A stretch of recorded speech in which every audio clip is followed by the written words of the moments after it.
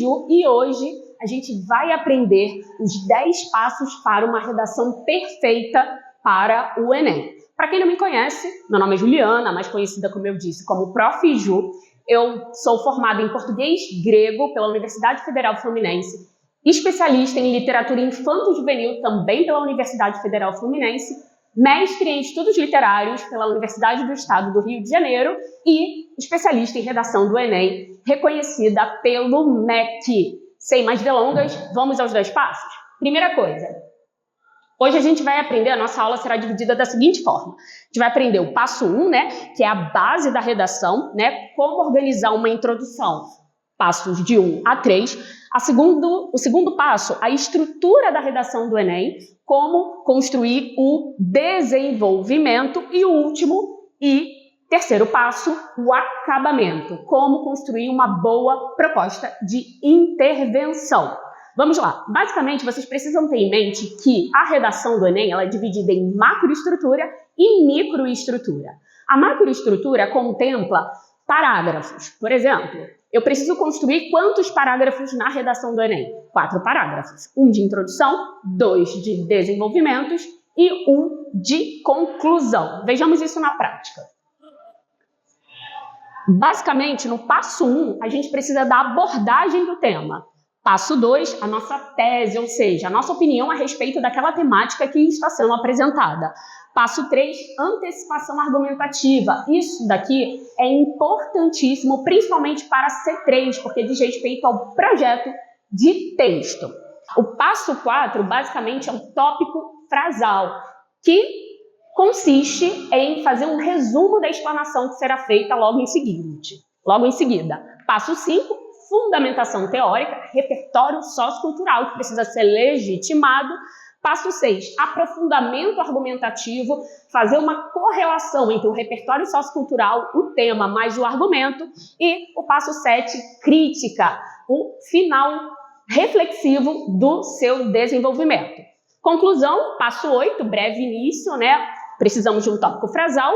Passo 9, proposta completa, proposta de intervenção. E o passo 10, final feliz, fazendo a retomada do nosso repertório.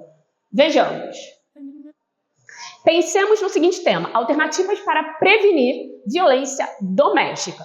Uma boa introdução consiste nos 3 primeiros períodos da nossa redação: contextualização, tese e antecipação argumentativa.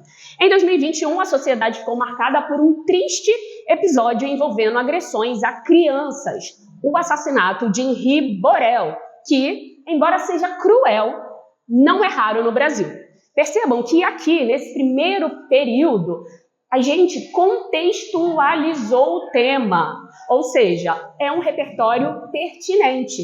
Por quê? Porque ele toca exatamente no nosso tema. Logo em seguida, vem a nossa tese, o nosso posicionamento crítico frente a essa problemática. E, para isso, eu preciso fazer a retomada do meu repertório. Caso eu não faça, perderei pontos consideráveis na C2. Vejamos, nesse sentido, conectivo para fazer retomada do período, a violência doméstica contra meninos e meninas representa grave problema e pode motivar outros casos como o de Henri. Nosso repertório aqui é extremamente produtivo porque houve retomada, então ele não é considerado um repertório de bolso, repertório tão temido, principalmente a partir do ano de 2025, em que houve uma penalização no que diz respeito a repertórios decorados. E terceiro e último período da nossa introdução, nota 1000, antecipação argumentativa, como efeito para prevenir a hostilidade, há de se criar alternativas para valorizar a dignidade humana e infantil, bem como combater o assédio moral dentro dos lares. Percebam algo crucial para uma boa introdução. Todos os meus períodos, eles conversam entre si.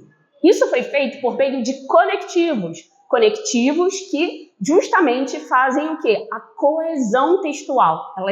A coesão textual linka um período a outro período. Assim, a sua redação será bem avaliada na C4. Estão ainda comigo? Vamos lá! segundo passo da nossa redação, na verdade já é o terceiro ou quarto passo, que basicamente consiste em quê?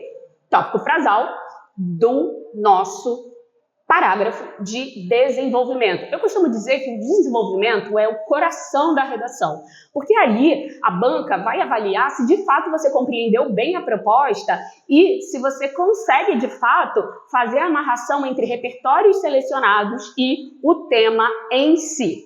Aqui eu trouxe a seguinte sugestão. Diante desse cenário conectivo de abertura de D1, a violência doméstica contra as crianças fragiliza a sua integridade. Então, é sobre isso que a explanação consistirá.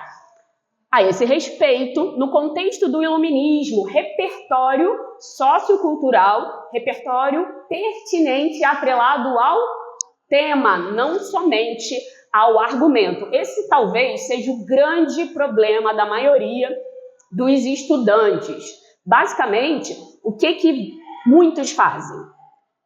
Colocam um repertório decorado de filosofia, de livros, só que esses repertórios, na maioria das vezes, não são atrelados à grande temática.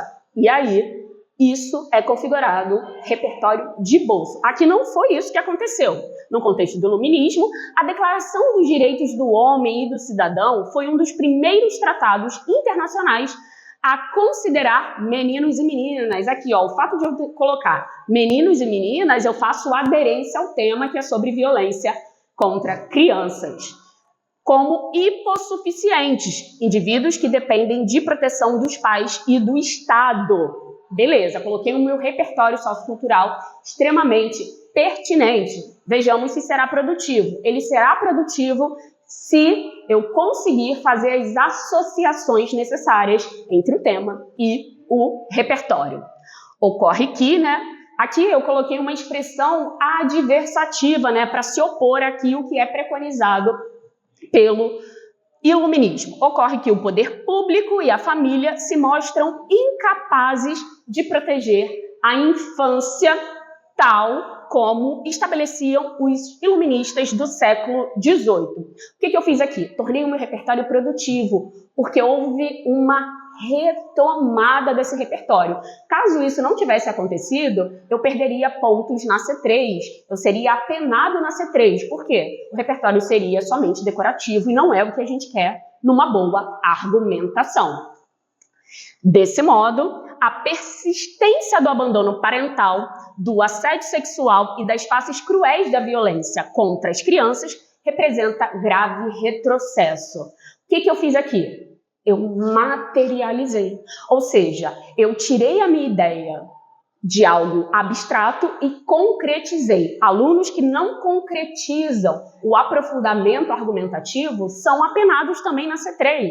Não basta somente relacionar o repertório ao argumento. É preciso também fazer o quê? É preciso materializar. Como que a gente faz isso? Por meio de substantivos concretos. Não se enganem, substantivo concreto não é aquele que a gente pode pegar ou não. Essa é uma falácia que foi difundida por muito tempo. Substantivo concreto é aquele cuja existência não depende de outro ser. E substantivo abstrato é aquele cuja existência depende de outro ser. Estamos conversando sobre isso? Beleza. Então, meninos, meninas, vestibulando, vocês precisam concretizar por meio de substantivos concretos o argumento de vocês. Caso contrário, serão apenados na C3. Ainda estão comigo? Espero que sim. Vamos lá. Fecho do texto. Assim, não é razoável que, em vez de ser um ambiente seguro, os lares simbolizem lugares hostis e traumáticos. Fecho do texto, parte reflexiva. Então, todo o parágrafo do texto, basicamente, funciona como uma pequena redação. Perceberam isso? Lá na introdução, a gente viu que o meu texto tem início, meio e fim. No desenvolvimento também, início, meio e fim. No D2, será a mesma coisa. E na proposta de intervenção também, início, meio e fim. Caso eu não siga esse código de conduta, o que vai acontecer? Eu vou ser apenado na C3 também. Então, conhecer a estrutura do texto é crucial para uma boa redação. Não basta saber repertórios, memorizar repertórios. Se eu não souber a estrutura básica de uma redação e uma redação do Enem, e friso isso, queridos, por quê? Porque a redação do Enem funciona como um gênero textual diferenciado. Por quê? Não se compara com a redação que você precisa escrever para a UERJ, não se compara com a redação que você precisa escrever para a FUVEST, não se compara com a redação que você precisa escrever para a PUC, por exemplo. Você precisa dominar essa estrutura, esse gênero específico, gênero redação, Enem, Exame Nacional do Ensino Médio. Ainda estão comigo? Espero que sim. Vamos lá. Mais adiante. O D2 eu vou pular porque basicamente é a mesma estrutura do meu D1. Caso vocês queiram mais informações sobre isso, vocês vão precisar continuar acompanhando aqui o canal da Day School. Beleza? Vamos em frente. É urgente, portanto, que as escolas responsáveis pela transformação social devem contribuir para a garantia da dignidade humana na infância. Olha só, o que a gente fez aqui? A gente fez uma espécie de tópico frasal usando elementos coesivos, por exemplo, como conectivo prototípico de conclusão. Portanto, eu sempre friso isso para os meus alunos. Existem conectivos prototípicos. O que é isso, Prof. Ju? Conectivos próprios de cada parte do texto. Vocês não podem se esquecer disso. Isso é muito importante para uma boa redação. E, logo em seguida, vem as etapas necessárias para uma boa proposta de intervenção, que são 5. Agente, ou seja, quem vai fazer aquela ação? Meio. Por meio de que aquela ação será feita? Finalidade. Qual é a finalidade dessa proposta de intervenção? E detalhamento. Como que eu detalho cada parte da minha redação? Então, eu preciso de agente, meio, finalidade, detalhamento. Caso a minha redação não tenha esses elementos, eu vou perder pontos na C5. Agente, ação, meio, finalidade e detalhamento. Repitam comigo. Agente, ação, meio, finalidade e detalhamento. Sem esses 5 passos, eu não contemplo os 200 pontos da C5. E vocês sabem, cada ponto conta. E uma das competências mais fáceis de se gabaritar é a C5. Então, para garantir uma boa C5, eu preciso de agente, ação, meio, finalidade e detalhamento. E assim encerro esse texto. Por meio de projetos pedagógicos, como palestras e ações abertas à comunidade, capazes de proteger a infância, ou seja, a minha proposta de intervenção ainda está contemplando tudo que foi mencionado anteriormente no texto. É necessário que isso seja feito. Eu já me deparei, por exemplo, com algumas redações em que os alunos simplesmente criavam uma proposta de intervenção que não conversava com tudo que foi explanado anteriormente. E aí você vai perder ponto não na C5, mas você vai perder ponto na C3. Será apenado na C3. Então, prestem atenção para que a proposta de intervenção esteja de fato alinhada com o tema e com todo o texto escrito anteriormente, beleza? Capazes de proteger a infância. Essa iniciativa terá a finalidade de repudiar os casos cruéis de agressão doméstica, a exemplo do abandono parental e do assédio sexual. Assim, final feliz, amarrar o texto, retomar o repertório. Assim será possível garantir que episódios tristes, como a da morte do menino Henri, deixem de ser, em breve, realidade no Brasil. Prestem atenção, eu quero chamar a atenção de vocês para algo crucial aqui nessa proposta de intervenção, que é uma proposta simples, a gente não precisa inventar a pólvora, a gente precisa contemplar os argumentos trazidos no nosso texto, lá nos desenvolvimentos. O agente aqui da minha ação, quem vai fazer, quem vai resolver, né? As escolas, olha só, coloquei o meu agente, as escolas devem resolver esse problema. Logo em seguida, por meio de travessões aqui, eu fiz um detalhamento. O que é detalhamento? É fazer um aposto explicativo, já resolve bastante para dizer, né? Quem é esse agente? Aqui no caso, as escolas, e aí eu explico, responsáveis pela transformação social. Já contemplei aí, ó, agente e detalhamento. contemplados. A gente precisa fazer essa listinha no nosso projeto de texto. Logo em seguida, coloco a ação. Devem contribuir. Sem ação, meninas, prestem atenção. Sem ação clara, a sua nota na C5 não passa de 80.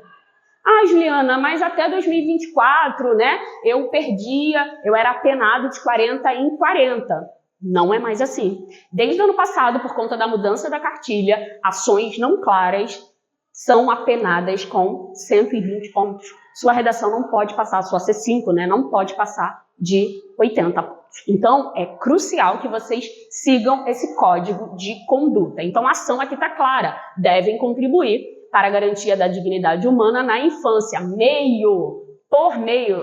A gente sempre costuma indicar para os alunos para marcarem discursivamente, por meio de mecanismos coesivos, essas etapas. Por meio de projetos pedagógicos, como palestras e ações abertas à comunidade. Percebam que aqui eu fiz um outro detalhamento.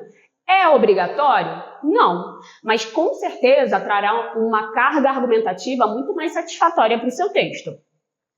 Capazes de proteger a infância. Essa iniciativa terá a finalidade, aqui ó, eu marquei aqui ó, linguisticamente falando, a etapa preconizada pela cartilha do estudante, a finalidade do texto. Qual é a minha finalidade?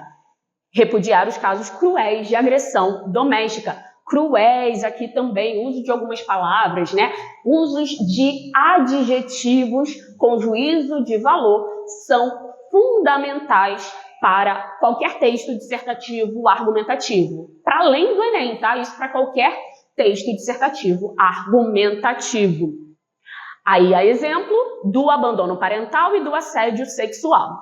Assim, será possível garantir que episódios tristes como a morte de Henri deixem de ser em breve realidade no Brasil. O que eu fiz aqui? Muitos se esquecem disso. Amarrar o texto. Como que eu faço? Tornando o meu texto cíclico. Eu iniciei com o repertório falando sobre o caso do Henri Borel e eu finalizei o meu texto trazendo novamente o mesmo repertório. Isso para a banca é valiosíssimo, porque você consegue amarrar todo o seu texto. Por hoje é só, galera. Ficamos por aqui, mas próxima aula, novo assunto será abordado. Espero que vocês tenham gostado. Se puderem, curtam o meu canal. Prof. Ju, professora Juliana, no Instagram tá como Juliana Rodrigues. Será um prazer tê-los por lá. Lá também há muitas dicas de redação. Beijos, tchau, tchau!